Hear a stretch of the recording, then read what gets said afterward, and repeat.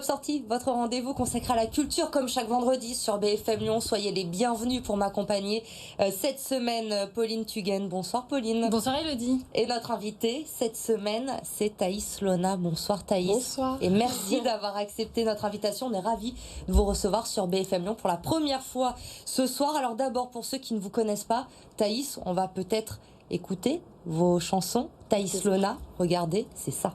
Whenever you're around me, you'll lure my eye, yeah. Whenever you're around me, you'll lure my eye,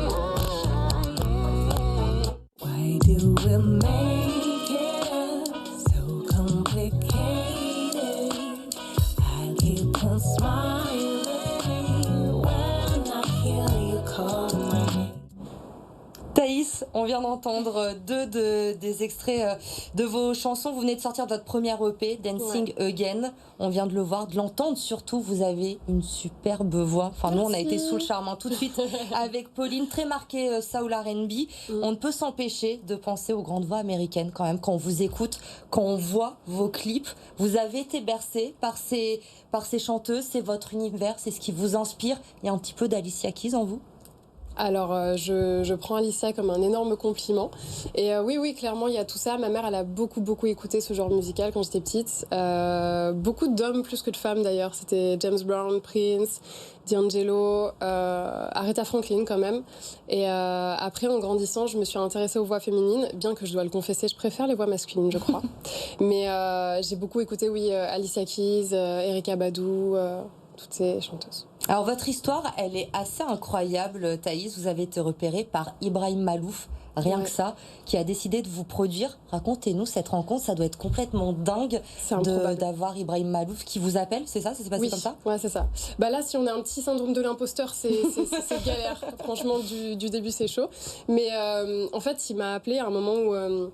plutôt son label m'a appelé à un moment où j'étais prête à tout arrêter professionnellement parce que j'avais plus envie de faire de la musique comme j'en faisais, c'est-à-dire vraiment juste pour gagner ma vie. J'étais intermittente du spectacle, je faisais beaucoup d'événementiel et ça me plaisait plus.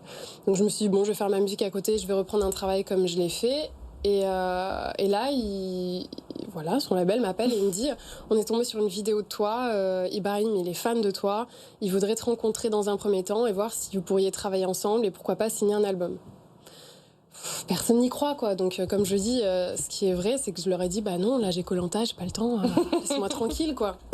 Et en fait, c'était vrai. Donc, je les ai rencontrés. Et en plus de ça, ils ont été super gentils, ils sont super bienveillants. Donc, ça a été un peu le début du rêve. Et cette rencontre, elle vous a permis de faire sa première partie sur une scène mythique, l'Olympia. À votre âge, vous venez juste d'avoir 30 ans. C'est un truc de fou, quand même. Non, mais c'est fou. C'est fou. J'ai fait 3 dates là-bas. Et en fait, c'était... je pense peut-être la 3e date que je faisais avec mon projet. Ça, j'ai un peu envie de le dire. 10 secondes de monter sur la scène de l'Olympia, on est comment? Pas bien. Non, moi, j'étais pas bien. Je sais pas comment feraient les gens, mais moi, je n'étais pas bien. Le premier soir, je suis pas remontée sur scène parce que je devais faire un morceau avec lui. Il m'invitait après pour chanter un morceau avec lui. Je ne suis pas remontée sur scène parce que j'ai fait une crise d'angoisse. Donc ça s'est pas super bien passé les premiers jours. Mais quand même, à chaque fois que j'étais sur scène, j'oubliais le stress et c'était fantastique. Franchement, c'était des moments inoubliables. Alors dans vos chansons, elles sont en anglais, mais vous n'avez pas peur de passer des messages. Vous parlez des thèmes qui touchent tout le monde aujourd'hui, l'égalité des droits, la lutte contre le racisme, le féminisme. C'est important pour vous aussi de dire, ok, mes chansons, elles font danser, c'est sympa et tout, mais il faut qu'il y ait quelque chose derrière. Alors je pense que je suis pas du genre à me forcer à dire des choses si je les ressens pas. Donc, je pense que c'est des thèmes très actuels de toute manière et la nouvelle génération est très portée sur ces choses-là. Donc, c'est pas quelque chose de très original, je vais dire, en ce moment. Mais moi, j'aime parler de ce qui me touche, j'aime parler de ce que je connais parce que je trouve que c'est la meilleure façon de bien parler. Et est-ce que c'est important pour moi? Je pense que oui, ça l'est parce que quand on a une voix qu'on est un artiste et qu'on a des choses à dire, autant qu'elles aient un peu de sens. Donc du coup, oui, effectivement, je préfère parler des choses qui retentissent un peu, quoi.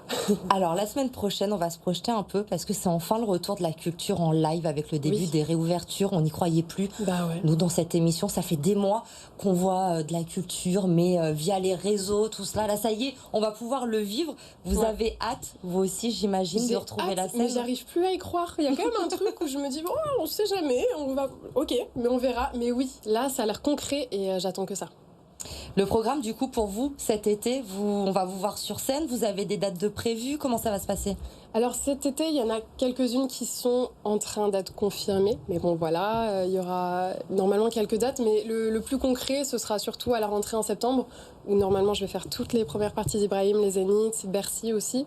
Donc ça va être cool. C'est bon, là, vous avez géré le stress, ça, parce que les Zéniths, on en a fait quelques-uns. C'est bon. Et on a fait la Altony Garnier aussi, et ça allait. Et non, c'est bon. C'est bon, ça y est. J'ai passé l'âge, c'est bon. Bon, Après, super. À Lyon, peut-être aussi, on va vous voir bientôt ou pas?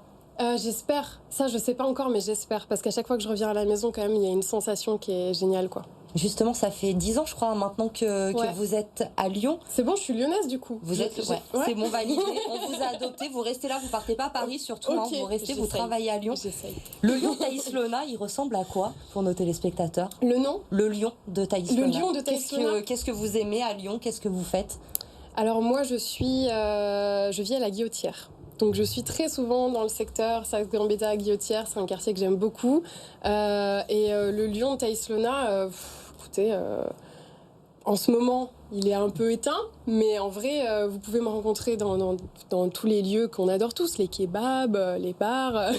Voilà, il ressemble un peu à ça. La vie normale d'une Lyonnaise de 30 ans qui profite de la vie et de cette belle ville qui est Lyon. Et bien justement, vous allez sûrement écouter avec attention ce que va vous raconter Pauline, parce que Lyon, ville lumière, c'est la plus belle ville de France, on va pas se mentir.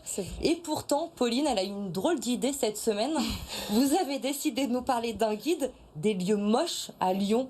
Ça n'existe pas. Alors, justement, vous allez voir. On va le dire un peu comme ça. Ça s'appelle un magnifique contre-pied. Lyon Spleen, c'est le nom d'un anti-guide touristique qui recense les lieux les plus moroses, les plus moches, oui, pour le dire vite. Selon sa créatrice, en tout cas, Raphaël Poyès, tout est relatif. Elle vient de sortir le tome 2, là, et elle dévoile 5 nouveaux lieux de spleen, comme elle les appelle. Il y a par exemple la statue de la grenouille à talons en moto vers la Part-Dieu. C'est vrai que c'est pas très beau, désolé. La station de métro Laennec ou encore l'église Saint-Charles de Serein à la sortie du tunnel de la Croix-Rousse. Mais alors pourquoi je vous en parle? D'abord parce que c'est vraiment original et surtout parce qu'on voit que ce guide a été fait avec soin. Il y a beaucoup d'anecdotes historiques. La plume de l'auteur est savoureuse, pleine d'humour et surtout pleine de poésie. On sent qu'il y a de la tendresse en fait quand elle nous parle de ces lieux. Mais surtout parce que vous ne les connaissez pas ces lieux. Et ben c'est justement ce qu'on se dit en regardant ce guide gratuit, c'est qu'en fait il y en a très très peu. 6 dans le premier tome, 6 dans le deuxième tome, ça fait 11 face à quoi? Non, c'est 5 et 6. 5 et 6, pardon, oui. Ça fait 11 lieux moches au total, face à 250 lieux magnifiques. Ça nous prouve quoi? Que Lyon est magnifique. Voilà. Et ben voilà, on en vient tous à la même conclusion. Lyon reste quand même la plus belle ville de France, même s'il y a quelques lieux qui sont pas très beaux, mais on s'en fout, on le dit pas, on les cache. Et puis il y a quand même de la poésie. Voilà, c'est le principal. On termine avec l'agenda des sorties, justement, on le disait avec Thaïs, ça y est, enfin, on va pouvoir ressortir, revivre la culture. La culture est enfin libérée et du coup, Pauline, évidemment, vous nous faites une petite sélection pour la semaine prochaine. Le coup d'envoi, c'est mercredi et il y a évidemment plein de choses à faire à Lyon. Mercredi 19, J-5, on y va. Alors, je vous propose pour commencer une expo 100% lyonnaise pour petits écrans au musée Gadagne, musée d'histoire de Lyon, les pieds dans l'eau, vivre avec le Rhône et la Saône, l'histoire de Lyon, des Lyonnais et des fleuves. Si vous avez envie d'un café-théâtre, revoir les comédiens qu'on n'a pas vus sur les planches depuis si longtemps, vous pouvez aller au Boui-Boui, ce café-théâtre, voir Chérie, on se dit tout, l'histoire d'un couple qui décide de tous dire un sacré défi. Et puis c'est pas toujours une bonne idée. On verra. Et côté cinéma, là aussi on en rêve d'y retourner. Coup de cœur pour Slalom. C'est un film qui raconte l'histoire d'une jeune espoir du ski français sous l'emprise de son entraîneur, tourné dans la région et réalisé par une réalisatrice d'origine lyonnaise, Charlène Favier. Donc on incite vraiment à aller voir ce film. Expo, cinéma, culture, théâtre, il y a tout tout reprend, on y va. Et Pauline, en petit supplément, si on veut allier culture et boire un verre, parce que les terrasses aussi, Thaïs, elles rouvrent. Je sais plus ce que c'est, moi. Voilà, je crois qu'on a Là, tous une bière, je oublié. vais être complètement déchirée, je suis pas prête. On en est tous au même point. Mais c'est possible aussi.